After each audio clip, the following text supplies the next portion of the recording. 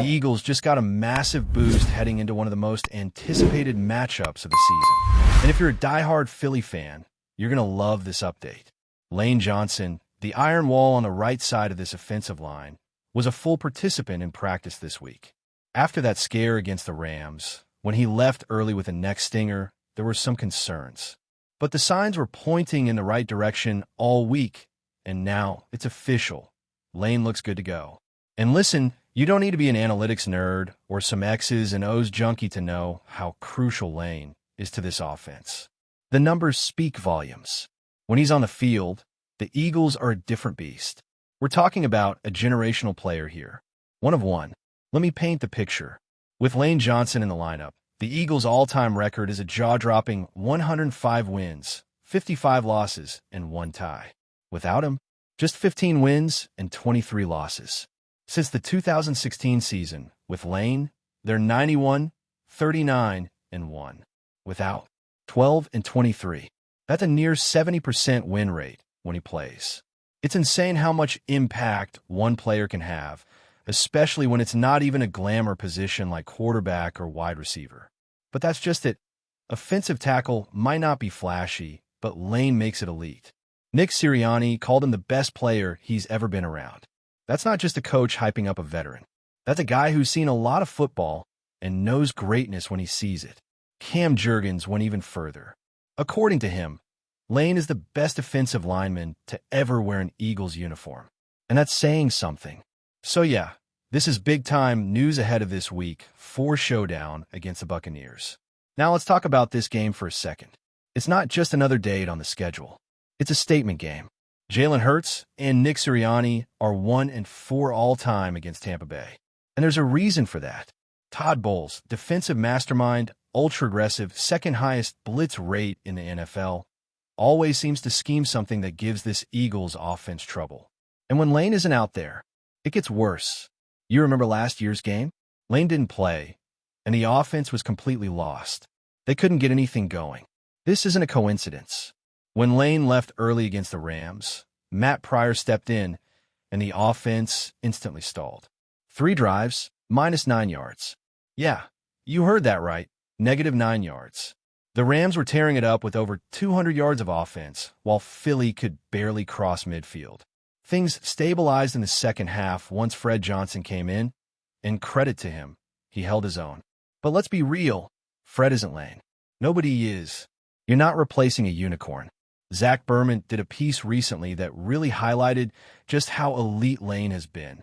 Since 2016, when he's not on the field, the Eagles' sack rate jumps to 8%, and the average time for the quarterback to throw drops to 2.87 seconds. With Lane, sack rate goes down to 6.5%, and the quarterback has more time to operate, about 2.92 seconds. That might not sound like a lot, but in the NFL, those milliseconds are everything.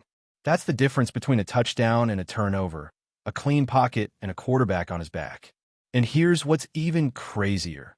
Lane is in better shape now than he was back in 2013 when he entered the league.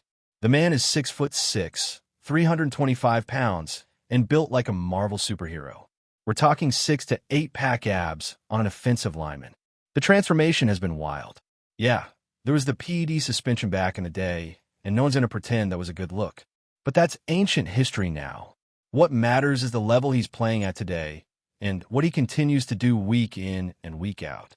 So with Lane locked in and ready to go, the Eagles' chances against this feisty Buccaneers defense go way up. This isn't just about protecting Jalen Hurts. This is about establishing rhythm, creating clean pockets, opening lanes for the run game, and dictating the tempo. Lane Johnson makes that possible. And that's not the only good news coming out of the NovaCare complex. Linebacker duo Jair Brown and Zach Bond were also back at practice. Jair was sporting a brace on that tricep, and Bond had shed the bulky knee brace for just a sleeve, both big signs pointing toward potential availability on Sunday. Neither guy confirmed they'd suit up, but the fact that both moved from non-participants to limited participants is encouraging. Now let me ask you this. Is it crazy to already start thinking of Jair Brown and Zach Bond as one of the best linebacker tandems in the league? Because I've been watching football a long time, and what they're doing doesn't look normal. It looks elite. Both these guys bring that modern-day linebacker skill set, versatile, athletic, and built to fly around the field. They can drop into coverage, they can get after the quarterback, they can stop the run, and they're doing it all in year one together. That's not just good coaching.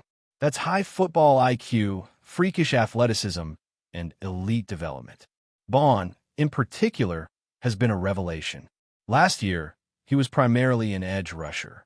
He hadn't played a true off-ball linebacker role before then. Fast forward to now, he's being mentioned in the same breath as Fred Warner. That's not hyperbole. That's the level he's playing at. Against the Rams, Bond was a menace. He picked off Matthew Stafford on the first drive of the game, set the tone, and helped the defense bail out an offense that was sleepwalking through the first half. And here's a wild stat for you. Bond is the only player in the NFL since the start of 2024 with over 150 tackles, 12 or more tackles for loss, and multiple interceptions. He's everywhere. Campbell? He's not far behind. This guy fell to the Eagles at pick number 31 and is already grading out as one of the top defenders in the league. According to Pro Football Focus, he's the highest graded rookie defender this year. Week by week, he's either in the top 5 or leading the pack. Overall, linebacker grade, 11th out of 123. In coverage, 5th. Against the run, still top half of the league. And most impressively, he hasn't missed a tackle. Not one. That's reliability. That's consistency. That's elite football. Meanwhile, Bond's overall grade sits at 6th at the position. Top 10 in coverage. Number 1 in pass rushing. And when you pair him with Campbell in the middle of the defense, that's a nightmare for any offense. You can't run away from them. You can't throw short on them. And if you try to go over the top, you better get the ball out quick because one of those two is coming on a blitz. This is what elite linebacker play looks like. This is what gives a defense its identity. And if both guys are healthy and active on Sunday, it changes everything. It means the Eagles can play faster, disguise coverages, be more aggressive in their fronts. It lets Sean Desai open up the playbook and get creative. And for the Buccaneers, that's bad news.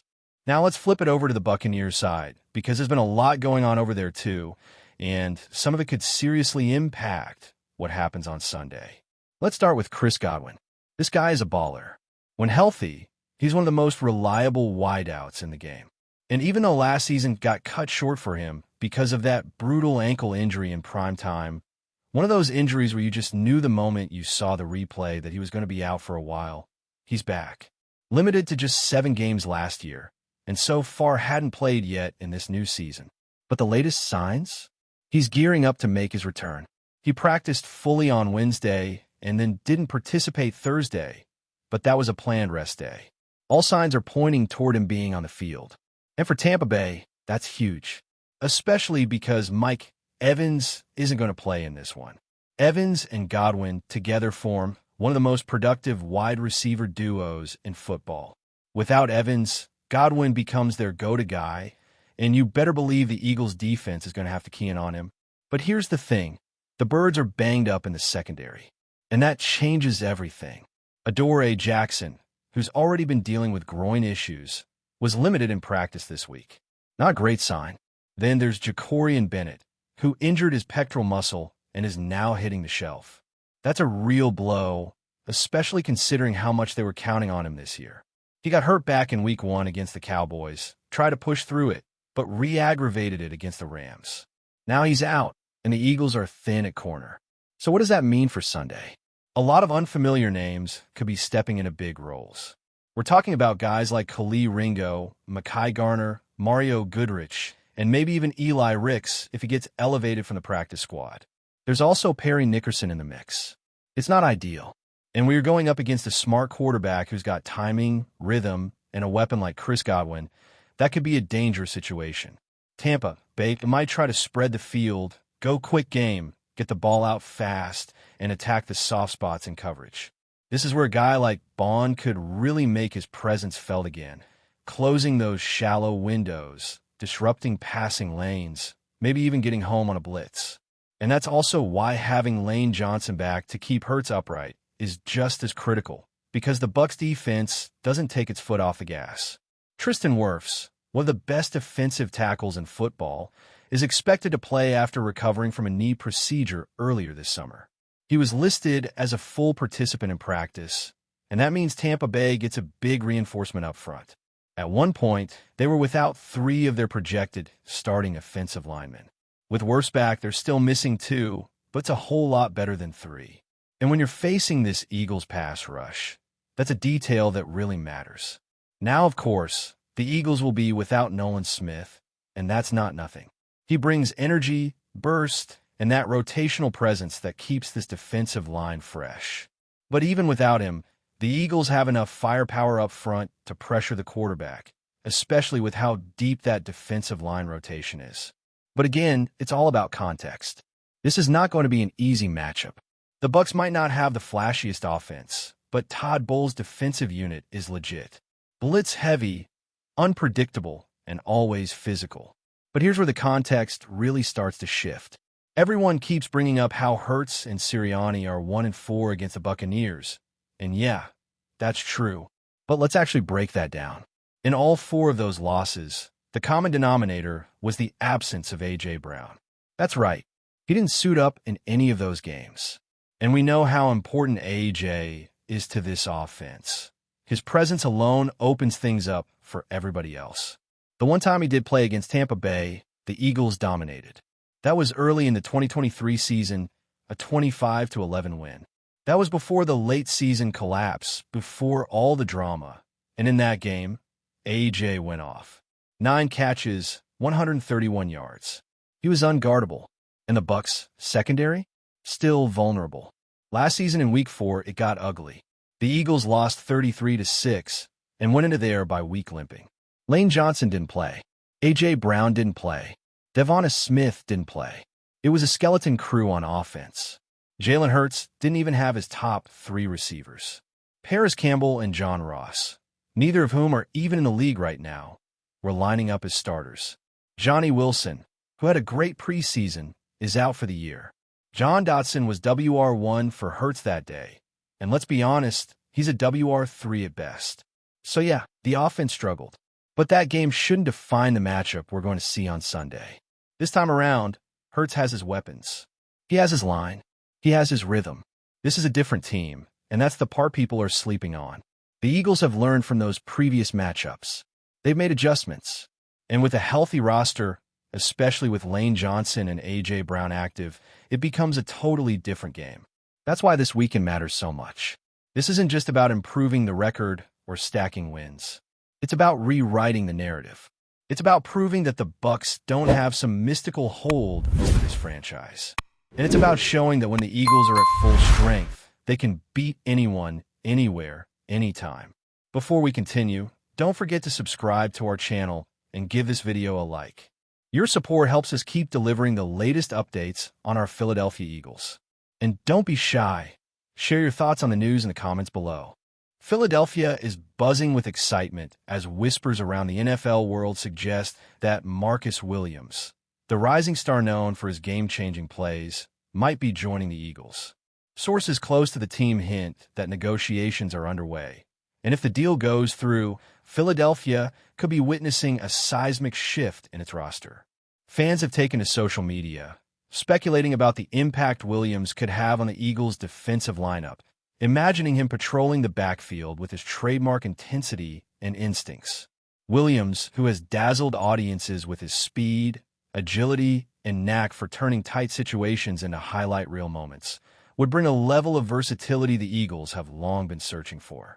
Insiders suggest that the team's management has been quietly working behind the scenes, exploring every angle to secure this potential star. Rumors indicate that the move could not only bolster the defense, but also energize a fan base eager for a championship run. Street talk in Philadelphia points to the possibility of a mid-season announcement, sparking anticipation that could rival some of the franchise's most electrifying moments. Analysts are already debating how Williams would fit into the Eagles' current system. Would he immediately slot into a starting role, or would the coaching staff ease him in, letting him adjust to the team's strategies? The chatter is loud, and speculation is rampant, but one thing seems certain. The mere suggestion of Marcus Williams in green and white has fans dreaming big. Conversations at local sports bars online forums, and tailgate gatherings are dominated by discussions of his potential interceptions, clutch tackles, and leadership on the field. While no official confirmation has been made, the excitement is palpable. The idea of a star like Williams donning the Eagles jersey is enough to ignite hope, fuel debates, and send ticket sales soaring as fans imagine what the upcoming season could hold. For now, the city waits with bated breath, knowing that if this rumor is true, Philadelphia football might be entering a thrilling new chapter.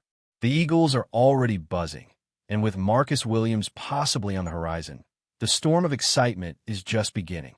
That's it for this update.